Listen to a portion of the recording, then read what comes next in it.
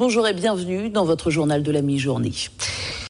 Le dossier de ce JT13 est consacré à Saint-Vincent-de-Paul. 180 associations en France, accompagnement, solidarité. Dans le journal, vous verrez l'exemple d'un jardin solidaire. Michel Lanternier, le président, sera notre invité. Nous en parlons au titre. Le dossier de ce JT13 est consacré à Saint-Vincent-de-Paul. 180 associations en France, plus de 17 000 bénévoles, une association de solidarité et de charité. Elle est un soutien aux familles en difficulté, aux SDF, aux personnes seules. Plusieurs actions sont menées. Par exemple, ce jardin solidaire mis à disposition par un agriculteur du Vauclin et qui permet aux familles de découvrir le jardinage, faire du maraîchage et consommer la récolte. Irène Emonide et Marc Balsa. 2000 mètres carrés, un terrain plat prêt à l'emploi pour la culture maraîchère. À titre d'exemple, concombres, courgettes, tomates, piments, laitues. Marie-Chantal, donc tu vas prendre une belle tête, tu vas choisir les plus belles têtes. Un jardin solidaire, pédagogique, qui a démarré le mois dernier pour une dizaine de personnes, hommes et femmes aux conditions modestes. Un projet mené par Francette avec la société Saint-Vincent-de-Paul. Elle est assistante sociale, bien consciente des bienfaits du jardinage. J'ai voulu mettre en place des actions collectives. Donc le jardinage est l'une des actions collectives que je mène auprès des familles.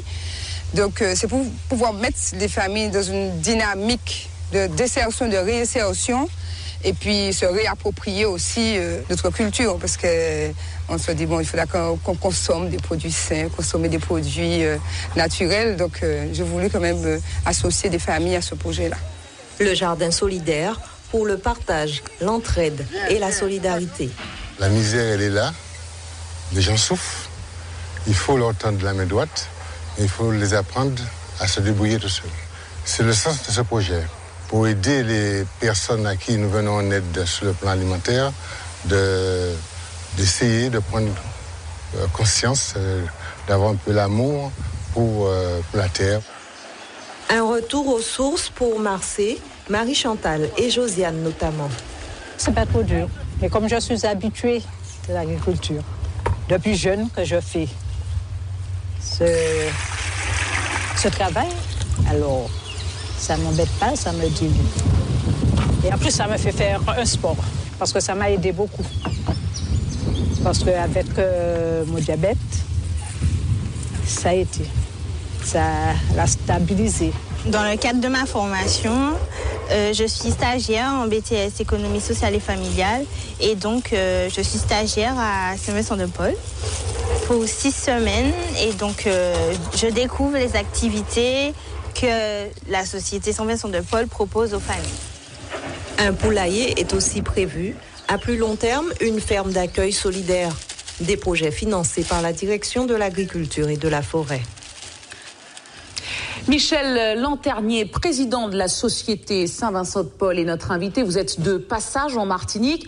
On l'a bien compris, on l'a entendu, accompagnement, solidarité, ce sont là les fonctions vraiment de la société Saint-Vincent-de-Paul. Concrètement, que fait-elle ?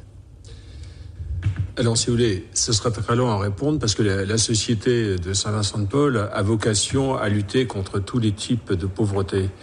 Et donc, ce qui fait une des particularités de la société de Saint-Vincent-de-Paul, c'est ce que l'on appelle la subsidiarité, c'est-à-dire qu'il appartient à chaque conférence, enfin à chaque équipe, comme on vient de le voir sur le reportage, de discerner quelle est l'action la plus pertinente en fonction de la situation locale. Est-ce qu'il y a de plus en plus de bénéficiaires aujourd'hui ?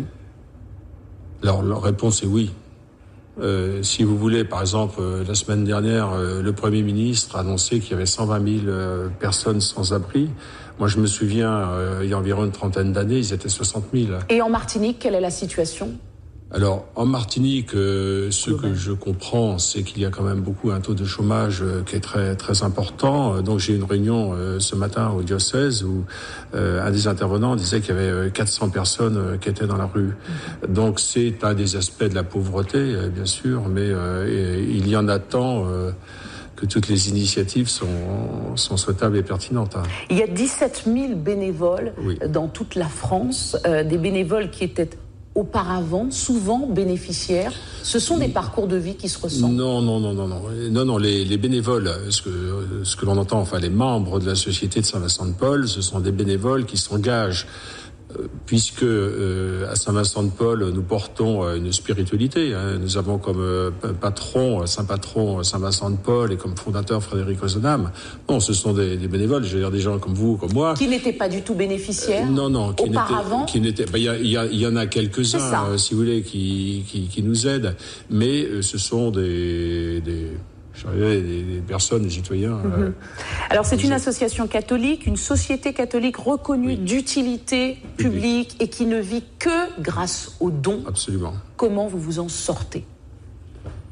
Eh bien, on s'en sort de par la générosité du public et effectivement, en faisant des appels aux dons. Bon, je précise, si besoin est, que la reconnaissance d'utilité publique permet d'avoir des legs. Donc, nous avons des legs et des dons qui sont faits au profit du national que je préside, soit des différents conseils départementaux. Et nous faisons avec les moyens dont nous disposons. Merci beaucoup. Merci pour votre travail et à bientôt.